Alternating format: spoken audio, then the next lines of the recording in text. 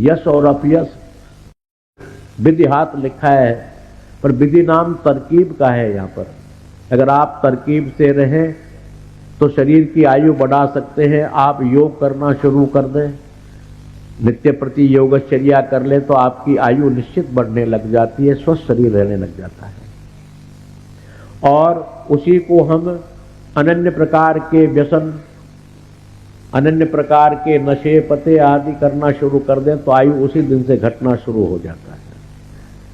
तो ये विधि है कि शरीर को किस तरह से रखा जाए। हमको आयु वृद्धि करनी है, क्योंकि श्वास हमारे परमात्मा ने गिनती के दिए हैं। बाकी धन दौलत, बच्चे बच्ची, कार कोठी बंगले अनगिनती के हैं, इनकी गणना नहीं, कितने बता लो, पर श्वास एक भी फालतू नहीं ले सकते। उन श्वासों को योग के द्वारा अगर आप रोकें या विशेष प्रकार के कलह अशांति झगड़े में श्वासों की गति जो श्वास चलते हैं उनसे 10 गुनी ज्यादा हो जाती है। क्रोध के अंदर में श्वासों की गति तीव्र होती है। जब क्रोध करते हैं तो श्वास की गति हाँपने लगता है आदमी। इससे मतलब श्वास प्रणाली बहुत बढ़ गई। उतने श्वास हमने अपव्यय कर दिए, व्यय नहीं किए, अपव्यय कर दिए। व्यय तो वो है जो धर्म के काम में किए जाए, और निरर्थक काम में दुख देने में जो श्वास खत्म किए जाते हैं वो अपव्यय कहलाए जाते हैं। उन श्वासों को आप अपव्यय न करें। और रहने की विधि, जीवन और मरण दोनों विधि हैं। इसी तरह से यश और अपयश भी दोनों विधि हैं। हम समाज के अंदर में बुरा काम करके निकलें, दारू दरड़ा पीकर धुर धुर करके निकलें, उड़ करके निकलें, तो समाज आपके ऊपर थूकना शुरू कर देगा। गाली गलौज निंदा आपकी फैल गई, चारों तरफ को फैल जाएगी। और उसी को नमन करते हुए निकलें, नम्र भाव से निकलें, शांति भाव से निकलें, परहित करने के लिए निकलें, तो आपका नाम चारों तरफ फैलने लग जाएगा। तो यश और अपयश, हानि और लाभ, हानि और लाभ दोनों भी विधि के हाथ में, विधि नाम तरकीब में है। तरकीब से एक सोच समझ करके आप काम करें, कभी हानिकारक नहीं होता। अगर हानि हो भी गई है फिर वो आगे चल करके लाभ में बदल जाती है। इसलिए ये भी विधि है। हानि लाभ जीवन मरण, यश अपयश विधि हाथ। वो विधि आप लोग अपनाएं, केवल ब्रह्मा के भरोसे ही न रहें। विधि है, तरकीब है, उस तरकीब से रहना शुरू करें। ग्रस्त में रहने की भी विधि है, तरकीब है। ग्रस्त एक परम सुख है, ग्रस्त एक परम दिव्य सुख है, ग्रस्त एक परम स्वर्ग के समान है, भौतिकवाद का स्वर्ग है, परंतु उसमें रहने की विधि हमको आ जानी चाहिए। रहने की विधि में यही है कि हर मनुष्य ग्रस्त में अपने आप को सेवक माने। परंतु आजकल तो मैं देख रहा हूं राष्ट्रपति अनुशासन प्रत्येक घर के अंदर हो रहा है। पति देवता जी राष्ट्रपति कहते हैं कि मैं कमाता हूं, तुम भूखे मर जाओगे, मैं कहूंगा सो होगा, मैं करूं सो करो। गृह लक्ष्मी कहती है होम मिनिस्ट्री कि मैं कहूंगी वो होगा। यहीं से झगड़ा शुरू हो गया, पार्टी बन गई। तो और हम प्रत्येक जीव सेवा करना सीख लें। पिछले रविवार को मैंने सेवा ही कहा, सेवा करना सीख लें और अपने मन में ये दृढ़ निश्चय कर लें कि उस परमात्मा ने हमको सेवा करने के लिए भेजा है। बच्चा अपना धर्म सेवा समझ ले कि मुझे माता की, पिता की, मुझसे बड़ों की सेवा करनी है, चाहे उनको जलपान कराना है, चाहे उनकी आज्ञा का पालन करना। आज्ञा का पालन करना भी सेवा ही है। हम उनकी आज्ञा का पालन करें, उनको नमन करें, उनको सादर प्रणाम करें, सेवक बने। और राष्ट्रपति जी जो घर के मुख्य नेता हैं, जो कमा कर लाते, मैं कहूँगा तो वो भी सेवक बने कि मुझे परमात्मा ने ड्यूटी दी है, इसलिए मैं तो सेवक हूँ इन बाल गोपालों का, इतना क्षेत्र का। और भगवान ज़्यादा दे तो पूरे मोहल्ले का संरक्षण करे, उससे ज़्यादा अगर और दे दे तो पूरे शहर की सेवा करे, और बड़ा बना दे तो देश की सेवा करे। वो अपने आप में सेवा भाव बन जाए, सेवक बन जाए, अपने आप में ये मान लें कि हम सेवक हैं, हमें सेवा देनी है, लेनी नहीं। गृह लक्ष्मी भी इस बात को स्वीकार कर लें कि हमें तो इस घर में सेवा करने के लिए दिया है हमारे माता पिता ने। और पहले उदाहरण में अपन जो है किसी भी देश प्रदेश के रहने वाले हों, पर ये शिक्षा दिया भी करते थे माँ बाप, बेटी तुझे सेवा करने के लिए दे रहे हैं। रिश्ता करते थे जब ये कहते थे कि हम सेवा करने के लिए आपके घर में एक लड़की देना चाहते हैं, ऐसा कहते थे। तो वो भी मान लें कि मैं इस घर की सेविका हूं, मुझे बच्चों की सेवा करनी है, बाल गोपाल की सेवा करनी है, मेरे ये कृष्ण हैं, गोपाल हैं, मेरे राम जी हैं, मेरे सब हैं ये लोग, इसलिए इनकी सेवा अधिक से अधिक करूं और जहां तक बन पड़े वहां तक इनसे सेवा न लो तो उतना अच्छा है। तो सेवा बच्चे भी गृहस्थ में करें, अपने आप को सब सेवक मान लें, चाहे वो घर के अंदर में डॉक्टर हो, चाहे IAS हो, चाहे RPS हो, चाहे जो भी हो, चाहे मिनिस्टर हो, वो अपने आप में सेवक स्वीकार कर लें। सेवा ही परम धर्म है और सेवा ही मानवता का श्रृंगार है और सेवा ही उस भगवत की प्राप्ति का योग्य मार्ग है। उसके लिए वैसे सीढ़ियां नहीं बनाई, सीढ़ियां यही है, प्रथम भक्ति संतन कर संगा, पहली सीढ़ी बना दी, द्वितीय भक्ति मम कथा प्रसंगा, दूसरी सीढ़ी बना दी, तृतीय भक्ति मम पदरज सेवा, तीसरी सीढ़ी बना दी। तो सीढ़ी वार हम लोग चढ़ते रहेंगे, यही हमारी मानवता है। क्योंकि मेरे प्रेमियों में मानवता पर घुमा फिरा कर सदा बोलता ही रहता हूं, क्योंकि मानव जब तक हम नहीं बनेंगे, जब तक न हमारा किया हुआ कर्म, न दिया हुआ दान, ये सब नगण्य हो जाते हैं, अर्थात बिंदु में परिणत हो जाते हैं। रहते तो हैं पर बिंदु रहते हैं।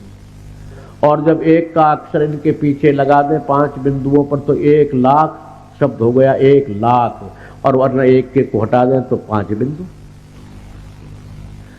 तो ये एक सेवा धर्म हमारा है कि ये एक का अक्षर जब मानवता लग जाती है तो मानवता के साथ में सेवा भी शुरू हो जाती है, भगवत भक्ति भी शुरू हो जाती है, संत सेवा भी शुरू हो जाती है और परिवार सेवा भी शुरू हो जाती है, समाज सेवा भी शुरू हो जाती है मानवता आने पर। इसलिए मानवता तो मैं बार बार कहता ही हूं कि वो अपने अमूल्य हीरे को या अमूल्य निधि को या मोहरों को या असरफियों को या जो भी हमारे पास है उसको हर मनुष्य बार बार दिन में 1 बार, दिन में 2 बार, दिन में 4 बार, नहीं तो 24 घंटे में 1 बार जरूर संभालता है, निश्चित संभालता है।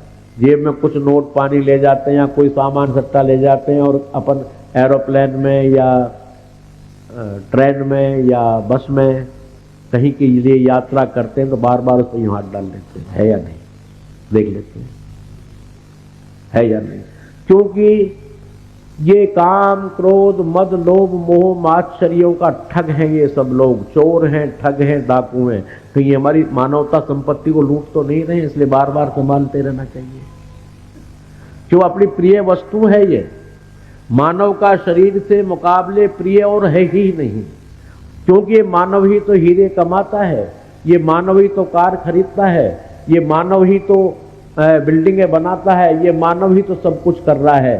अर्थात ये जितने भी भौतिकवाद की वस्तु मनुष्य के अधीनस्थ हैं, नीची हैं, छोटी हैं, अधीन हैं, परंतु लक्ष्मी के अधीन शरीर नहीं हो सकता,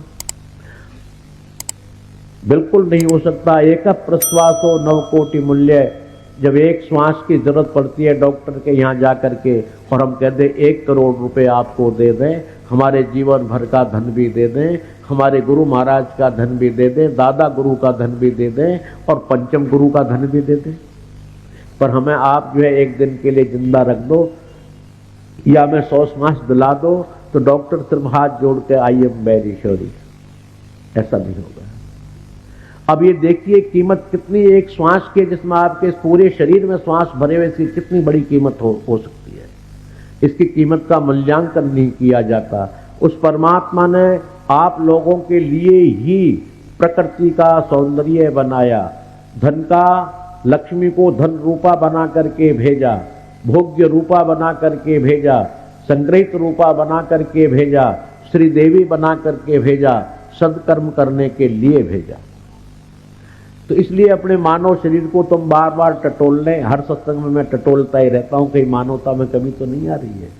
इसलिए प्रिय वस्तु को हर आदमी टटोलता है। तो हमें तो ये बहुत प्रिय है। बड़े भाग मानुष तन पावा, सुर दुर्लभ सदग्रंथन गावा।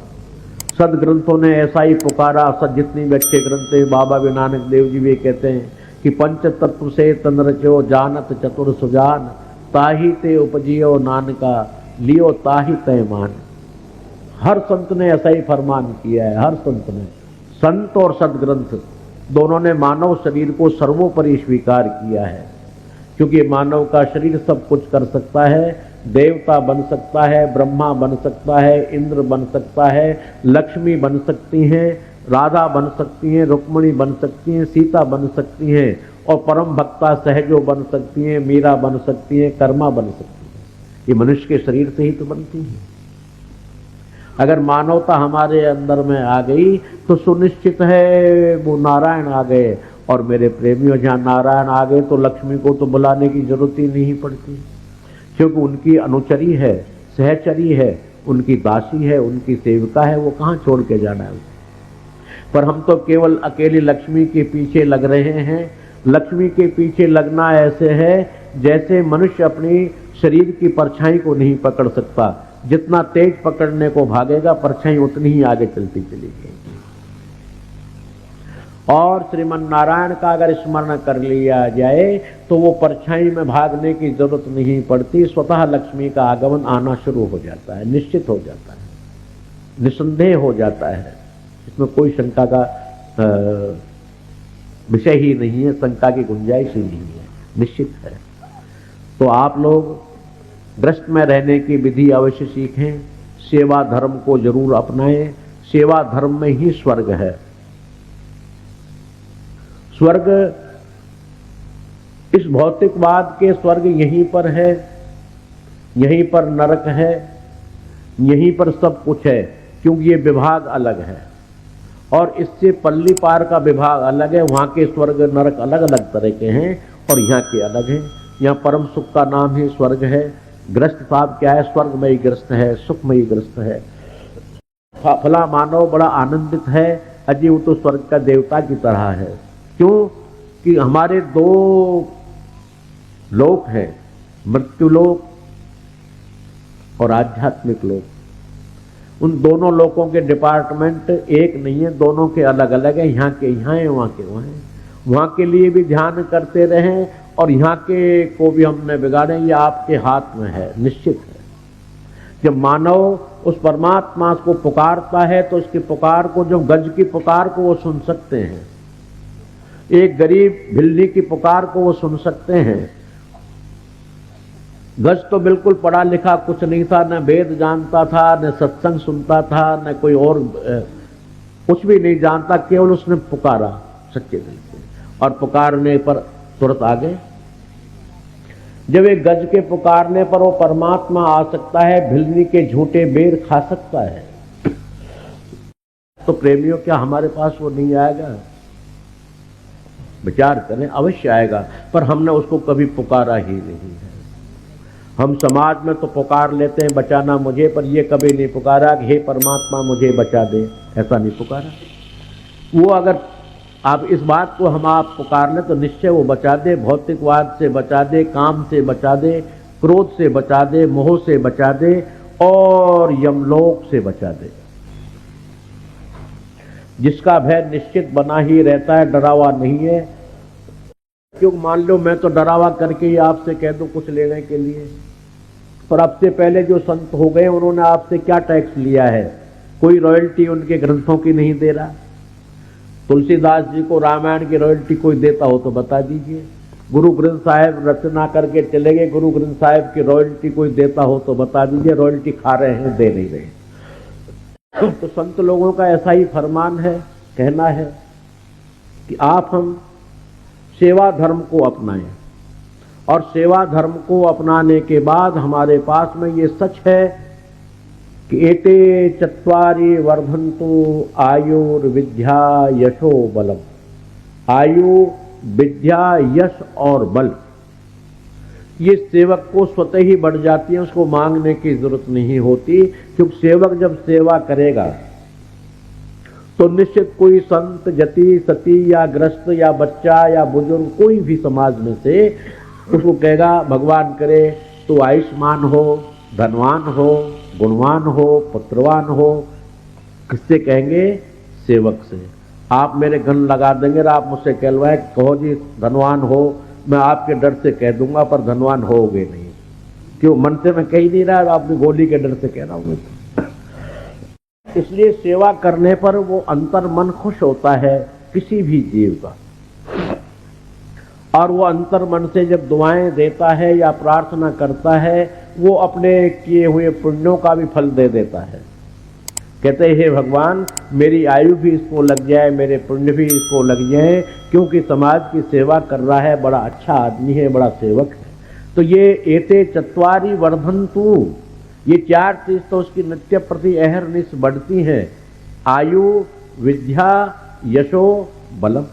यश भी बढ़ता है, मानसिक बल भी बढ़ता है और धन भी बढ़ता है।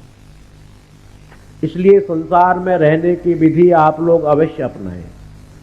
समाज में रहना, विधि युक्त रहना, यह आपके लिए अनन्य प्रकार से गुणदायी और लाभकारी है। हमारे गृहस्थ में रहना कोई दुख नहीं है, कोई कष्ट नहीं है, कोई परेशानी नहीं है। परेशानी जब भी होती है जब वहाँ 9 मत इकट्ठे हो जाते हैं। प्रत्येक व्यक्ति का अलग अलग मत होता है। मैं पूरब जाऊंगा, बोलो नहीं मुझे पश्चिम जाना है। बोला ठीक है जी तुम पश्चिम चले जाओ, बोलो नहीं मुझे उत्तर जाना है। इस तरह का जहाँ मतभेद हो जाता है वहाँ कलह शुरू हो जाती है, और जहाँ कलह होती है भगवान नारायण वहाँ से विदा हो जाते हैं कि उनको भय होता है कि आपस में लड़ रहे हैं कहीं तेरा नंबर ना आ गया। अरे सही बात भी है, कहीं कहीं ऐसे नंबर आ गए हैं मेरे प्रेमी, हंसने की बात नहीं बता रहा हूँ, मैंने आंखों से देखी। कानों से सुनने वाली बात अलग होती है। मैं सत्संग में प्राय अपने जीवन का अनुभव ही बोलता हूँ, जो अनुभव है। भगवान डरते हैं जहाँ ग्रस्त में झगड़ा होता है, निश्चित डरते हैं, वो गमन कर जाते हैं, चले जाते हैं कहीं मेरा नंबर न आ जाए। मैंने आंखों से देखा है कई ग्रस्तों के अंदर में कि लड़ाई तो दोनों लड़ते हैं, पूजा के घर में जो है जूते मारते फेंक फेंक के, बोले तेरे ठाकुर जी को मैं तोड़ के रहूंगा। आग लगा देते हैं। वो पहले ही भग लेते हैं कि उनको पता है कि तो पिटाई तेरी भी होनी है। यहाँ पर गुरु क्यों जाएगा वहां पर, संत क्यों जाएगा वहां पर, भगवंत क्यों जाएगा वहां पर जा कलह है, उनको क्या पिटना है। और पिटाई जिस टाइम क्रोध आता है उस टाइम क्रोध ऐसा बावला है कि वो किसी को देखता ही नहीं है। चाहे भगवान की मूर्तियां, सैकड़ों मूर्तियां मैंने टूटी हुई देखी क्रोध के अंदर में, बोले होगा पत्थर का भगवान, तेरे मेरा फला काम नहीं किया, क्रोध जो कहना। हालांकि उनके तोड़ने से भगवान टूटता नहीं है, ऐसा कुछ नहीं है, पर फिर भी डरते तो है ना उस मूर्ति में। जब भगवान वहां नहीं पहुंचते हैं, क्यों डरते हैं? डरते इसलिए है कि तेरा नंबर अवश्य आना है यहाँ पर, आज नहीं तो कल आएगा, इसलिए तू पहले ही विदा हो ले। जिमी ज्वर के जोर से भूख विदा हो जाए, जैसे शरीर में ज्वर पैदा हो जाती है तो भूख अपना आप पहले मिट जाती है, यानी भूख नहीं लगती। ठीक उसी तरह से सद्गुण जितने भी हैं भगवान के साथ सद्गुण होते हैं, वो सद्गुण भी विदा हो जाते हैं। इसलिए हमें सुख और शांति अर्थात परमात्मा की प्राप्ति, इन तीनों चीजों को प्राप्ति करना है। ऐसा हमारा उद्देश्य, ऐसा हमारा लक्ष्य बन गया तो हम अहम को त्याग दें और अहम की जगह सेवा को धारण कर लें।